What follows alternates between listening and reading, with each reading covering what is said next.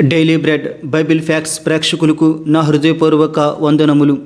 ఈరోజు మన టాపిక్ ఏమిటంటే క్రొత్త ఆకాశం క్రొత్త భూమి గురించి మనం పూర్తిగా తెలుసుకుందాం. క్రొత్త ఆకాశం క్రొత్త భూమి ఎప్పుడు సృష్టింపబడతాయి? క్రొత్త ఆకాశం క్రొత్త భూమిలో ఏమేమి ఉంటాయి? క్రొత్త ఆకాశం క్రొత్త భూమి సృష్టింపబడితే మరి పరలోక పరిస్థితి ఏమిటి అనే విషయాలు ఇప్పుడు పూర్తిగా తెలుసుకుందాం.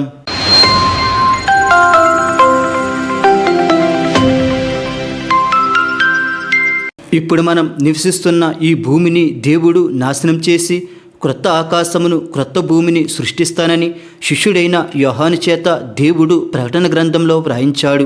అలాగే పాత నిబంధనలో కూడా క్రొత్త ఆకాశము క్రొత్త భూమి గురించి ప్రవచింపబడింది. ఇటువంటి క్రొత్త ఆకాశం క్రొత్త భూమి యొక్క మర్మాలు ఈ వీడియో ద్వారా పూర్తిగా తెలుసుకుందాం. కావున ఈ వీడియోను చివరి వరకు వీక్షించి లైక్ చేసి సబ్స్క్రైబ్ చేసుకోగలరు. ముందుగా క్రొత్త ఆకాశం క్రొత్త భూమి ఎప్పుడు సృష్టింపబడతాయో తెలుసుకుందాం. రాబోయే కాలంలో అంత్యవారం జరుగుతుంది, అనగా 7 ఏండ్ల శ్రమల కాలం జరుగుతుంది. ఆ తరువాత భూమి మీద యేసుక్రీస్తు 1000 ఏండ్ల రాజ్యపాలన చేస్తాడు. ఆ తరువాత సాతాను అతని బృందం అగ్నిగుండంలో పడవేయబడతారు. ఆ తరువాత ధవలవర్ణ సింహాసన అంత్యతీర్పు జరుగుతుంది. ఆ తరువాత ఇప్పుడున్న భూమిని దేవుడు నాశనం చేస్తాడు. ఆ తరువాత క్రొత్త ఆకాశం క్రొత్త భూమిని దేవుడు సృష్టిస్తాడు. ప్రకటన గ్రంథము 21:1 అంతట నేను క్రొత్త ఆకాశమును క్రొత్త భూమిని చూచితిని. మొదటి ఆకాశమును మొదటి భూమియు గతించిపోయేను. ఈ లేఖనములో అంతటా అని వ్రాయబడింది. అంతటా అంటే ధవలవర్ణ సింహాసన అంత్యతీర్పు అయిన తరువాత దేవుడు క్రొత్త ఆకాశమును క్రొత్త భూమిని సృష్టిస్తాడు. దీనికంటే ముందు ఇప్పుడు మనం నివసిస్తున్న భూమిని దేవుడు నాశనం చేస్తాడు. ఇప్పుడు ఈ లేఖనం యొక్క సంబంధిత ప్రవచనాలు తెలుసుకుందాం. 2 పేతురు 3:13 అయినను మనం ఆయన వాగ్దానం బట్టి క్రొత్త ఆకాశముల కొరకును క్రొత్త భూమి కొరకును కనిపెట్టుచున్నాము. వాటి యందు నీతి నివసించును. ఈ లేఖనం ప్రకారం చూసిన క్రొత్త ఆకాశం క్రొత్త భూమి మనకు ఉన్నది. అలాగే యెషయా 65:17 ఇదిగో నేను క్రొత్త ఆకాశమును క్రొత్త భూమిని సృజించుచున్నాను, మునుపటివి మరువబడును, జ్ఞాపకమునకు రావు. అలాగే మరొక లేఖనం చూద్దాం. యెషయా 66:22 నేను సృజింపబోవు క్రొత్త ఆకాశమును క్రొత్త భూమియు లయము కాక నా సన్నిధిని నిలుచున్నట్లు నీ సంతతియు నీ నామమును నిలిచి ఉండును. ఇదే యెహోవా వాక్కు. ఇప్పుడు మనం పాత నిబంధన చూసిన క్రొత్త నిబంధన చూసిన క్రొత్త ఆకాశం క్రొత్త భూమి సృష్టించడం అనేది కంపల్సరీ జరుగుతుంది. ఈ క్రొత్త ఆకాశం క్రొత్త భూమిని సృష్టించే ముందు ఖచ్చితంగా దేవుడు ఇప్పుడు మనం నివసిస్తున్న భూమిని నాశనం చేస్తాడు. అందుకే ప్రకటన గ్రంథంలో మొదటి ఆకాశము మొదటి భూమి గతించిపోయేను అని వ్రాయబడింది. కావున ఇప్పుడు మనం నివసిస్తున్న భూమి నాశనం అయిపోతుందని దేవుడు బైబిల్లో చాలా చోట్ల వ్రాయించాడు. 2 పేతురు 3:10 ఆ దినమున ఆకాశములు మహాధ్వనితో గతించిపోవును, పంచభూతములు మిక్కిటమైన వేండ్రంతో లయమైపోవును, భూమియు దాని మీదనున్న కృత్యములు కాలిపోవును. ఈ లేఖనంలో ప్రస్తుతం మనం నివసిస్తున్న భూమి ఆకాశం ఎలా నాశనం అయిపోతాయో స్పష్టంగా వ్రాయబడింది. ఆకాశాలు మహా శబ్దంతో నాశనం అయిపోతాయి. అలాగే పంచభూతాలు మిక్కిటమైన వేండ్రంతో లయమైపోతాయి.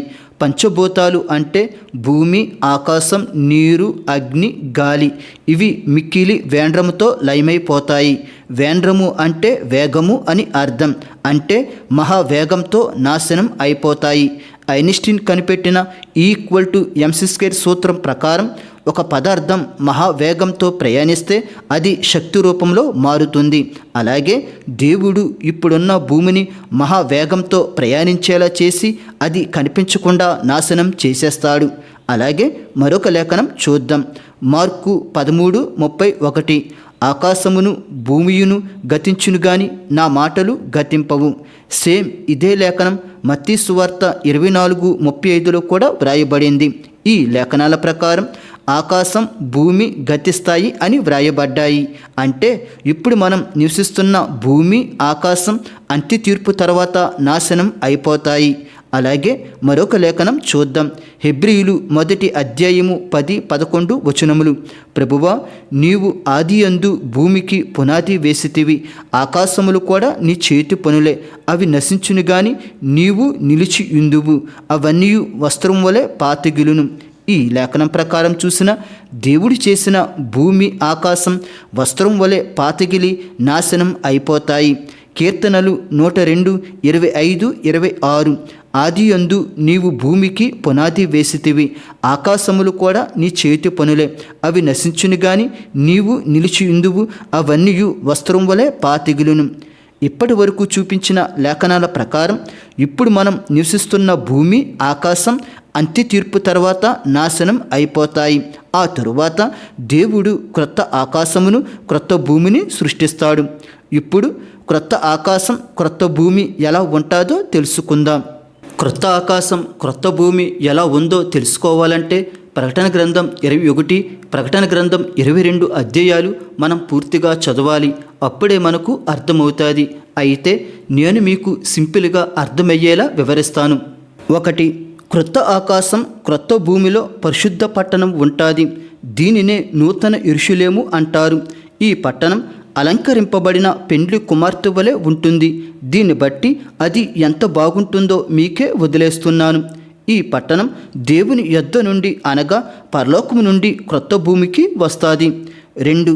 క్రొత్త ఆకాశాన్ని క్రొత్త భూమిని దేవుడు తన నివాస స్థలంగా చేసుకుని మనతో పాటు నివసిస్తాడు. 3. సముద్రాలు ఉండవు. 5. మరణములు ఉండవు. 5. దుఃఖములు ఉండవు. 6. ఏడుపులు ఉండవు. 7. బాధలు ఉండవు. 8. జీవజలము జీవవృక్ష ఫలాలు ఉంటాయి. 9. నీతి నివసిస్తుంది. 10. రాత్రి ఉండదు. 11. సూర్యుడు చంద్రుడు అవసరం ఉండదు. దేవుని కాంతే మనకు వెలుగుగా ఉంటుంది. 12. శాపములు ఉండవు. ఈ విధంగా క్రొత్త ఆకాశం క్రొత్త భూమి ఉంటుంది. ఇప్పుడు క్రొత్త ఆకాశం క్రొత్త భూమి తరువాత పరలోక పరిస్థితి ఏమిటి అనే విషయం గురించి తెలుసుకుందాం. పరదేశు అనేది పరిశుద్ధులు నివసించే స్థలం.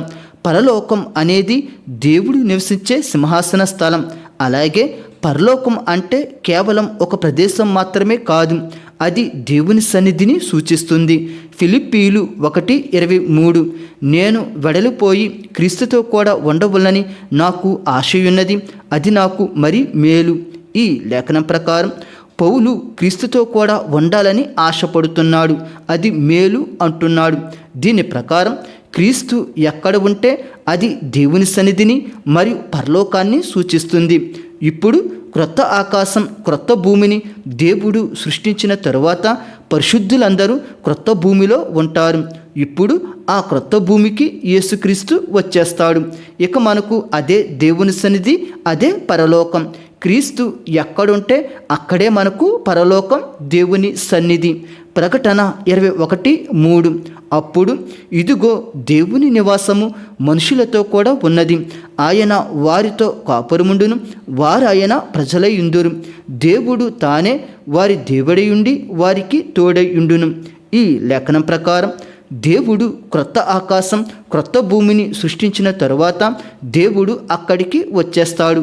అంటే క్రొత్త భూమిలో దేవుడు మనతో పాటు నివసిస్తాడు, మనతో కాపురం ఉంటాడు. అంటే దేవుడు మన కోసం ఇప్పటి వరకు ఉన్న పరలోకమును విడిచిపెట్టి క్రొత్త భూమికి వచ్చేస్తాడు. అందులో భాగంగానే నూతన యెరూషలేము పట్టణం పరలోకము నుండి క్రొత్త భూమికి వచ్చేస్తుంది. అప్పుడు మొత్తం అంతా దేవుని సన్నిధితో నింపబడుతుంది. కావున దేవుడుండే స్థలమే మనకు పరలోకం మరియు దేవుని సన్నిధి. కావున క్రొత్త భూమే మనకు పరలోకం. దేవుడు మిమ్ములను మీ కుటుంబములను దీవించునుగాక. ఆమేన్.